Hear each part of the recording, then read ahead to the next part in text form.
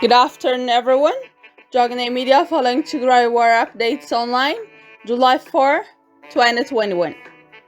How can Ethiopia claim to have laid down its arms when it continues to weaponize starvation?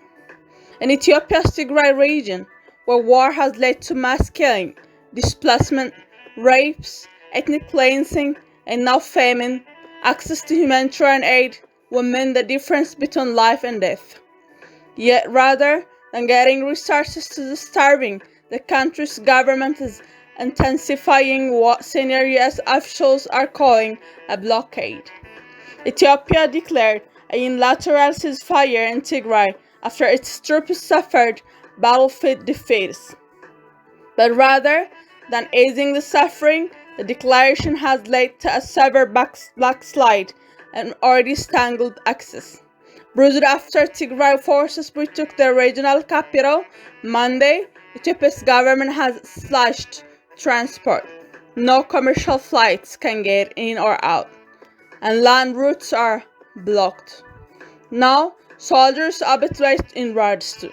The Tekeza Bridge, a key supply route into Tigray, was destroyed this week by regional Amhara forces, adding federal soldiers, who loaded UN and other humanitarian officers during their retreat. Abiy Ahmed's ceasefire includes communication blackout, closing of airports, power cut, freezing bank accounts, destruction of bridges, killing and loading, detentions of Tigrayans in Addis Ababa and several towns, closing of Tigrayans owned businesses, army reinforcement of troops in western Tigray and Afar, poisonous statements by Abiy Ahmed and other officials.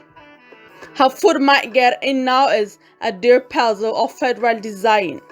This week, the U.S. Agency for International Development estimated that a staggering 900,000 Tigrayans are experiencing famine conditions, with millions more on the blink.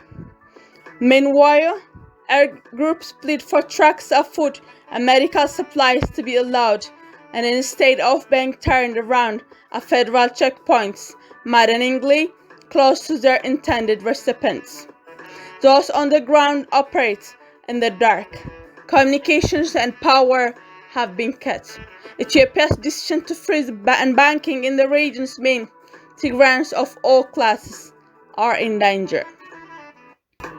How can a country claim to have laid down its arms when it continues to weaponize starvation? The region put forward a humanitarian pretext for the ceasefire, saying it would allow time for the harvest before September. But federal and allied Eritrean forces have brutalized Tigrayan farms, burning fields, stealing seeds, looting tools and slaughtered livestock. According to the United Nations, demolishing Tigray's capacity to feed itself, and planting season already has passed in most of the region.